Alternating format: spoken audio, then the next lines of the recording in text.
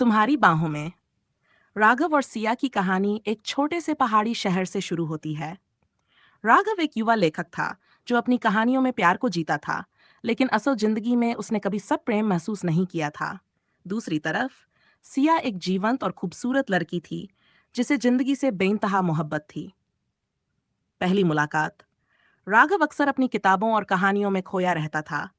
एक दिन जब वह एक शांत जगह पर बैठकर अपनी कहानी लिख रहा था, तभी अचानक सिया वहां आई। उसने हल्के से मुस्कुराते हुए पूछा, क्या लिख रहे हो? राघव ने सिर उठाया और पहली बार उसकी गहरी आंखों में देखा। वो कुछ कह नहीं पाया, बस एकटक उसे देखता रहा। सिया ने फिर से पूछा, क्या मैं देख सकती हूँ? राघव ने धीरे से सिर हिलाया और अपनी डायरी उसकी ओर बढ़ा दी। सिया ने पन्ने पलटे और कहा, बहुत खूबसूरत लिखा है, पर तुम्हारी कहानियों में प्यार अधूरा सा लगता है। क्या तुमने कभी किसी से सच्चा प्यार किया है? राघव मुस्कुराया, शायद नहीं। धीरे धीरे बढ़ता प्यार। उनकी मुलाकातें बढ़ने लगीं। सिया की हंसी, उसका चंचल स्वभाव और उसकी बातें राघव को किसी खूबसूरत कविता जैसी लगती थीं। धीरे धीरे राघव को एहसास होने लगा कि वो सिया से प्यार करने लगा है, लेकिन वो डरता था कि कहीं उसकी ये भावना उनकी दोस्ती को ना तोड़ दे। एक दिन बारिश की हल्की फुहारों में वे दोनों एक पुराने मंदिर की सीढ़ियों पर बैठे थे। सिया ने अचानक कहा, अगर मैं एक कहानी होती तो तुम उसका अंत कैसे लिखते? राघव ने उसे देखा और कहा, मैं लिखता कि वो लड़की अपने सच्चे प्यार की बाहों में हमेशा के लिए सिमट गई।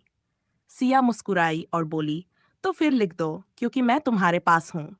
राघव को कुछ समझ नहीं आया, लेकिन जब सिया ने अपना हाथ उसके हाथों में रखा, तो उसे एहसास हुआ कि उसकी कहानियों का अधूरा प्यार अब पूरा हो गया था।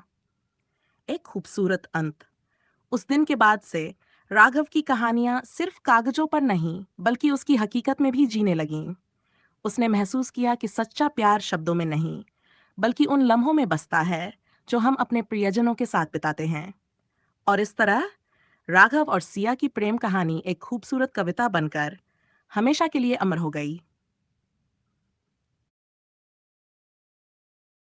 नए सफर की शुरुआत। राघव और सिया की मोहब्बत अब किसी अधूरी कहानी का हिस्सा नहीं थी। वे दोनों हर लम्हा एक दूसरे के साथ बिताने लगे।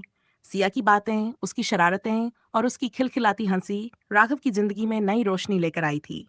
लेकिन जैसा कि हर कहानी में होता है, उनकी कहानी में भी एक इम्तिहान आना था। जुदाई का खतरा। एक दिन सिया ने राघव से मिलने के लिए उसे पहाड़ी के पास बुलाया। वह थोड़ी उदास लग रही थी।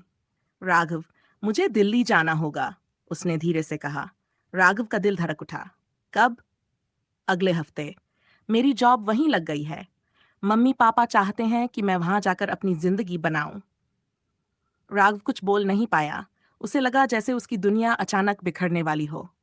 तो क्या तुम जा रही हो? उसने हल्की आवाज में पूछा। सिया ने उसकी आंखों में देखा।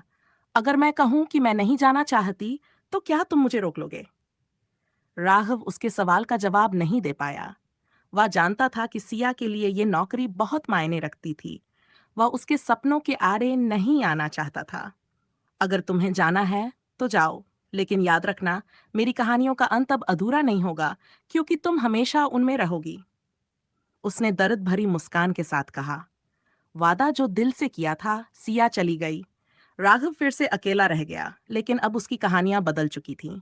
अब वे अधूरी नहीं लगती थीं, बल्कि उनमें एक इंतजार था, एक वादा था।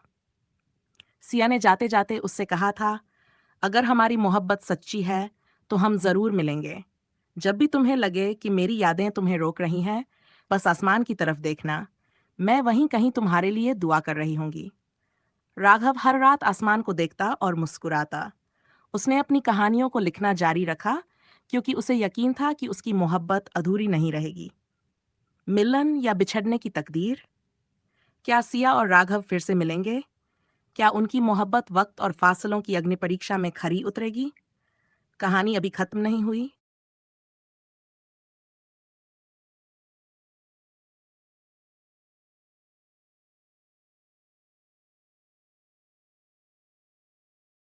वक्त का इम्तिहान। राघव की जिंदगी अब पहले जैसी नहीं थी।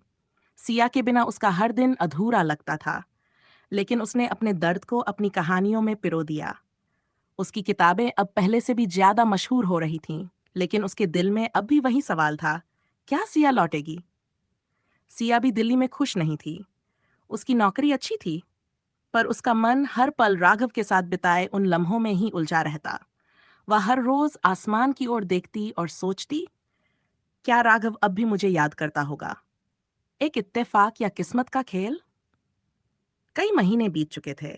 एक दिन राघव की नई किताब तुम्हारी बाहों में लॉन्च होने वाली थी। दिल्ली में उसकी बुक लॉन्च का बड़ा इवेंट रखा गया था। उसे उम्मीद नहीं थी कि सिया वहां होगी, लेकिन दिल के किसी कोने में एक छोटी सी उम्मीद जरूर थी। उसी शाम, जब वह मंच पर अपनी किताब के बारे में बता रहा था, उसकी नज़र भीड़ में किसी जानी पहचानी शक्ल पर पड़ी। वो सिया थी।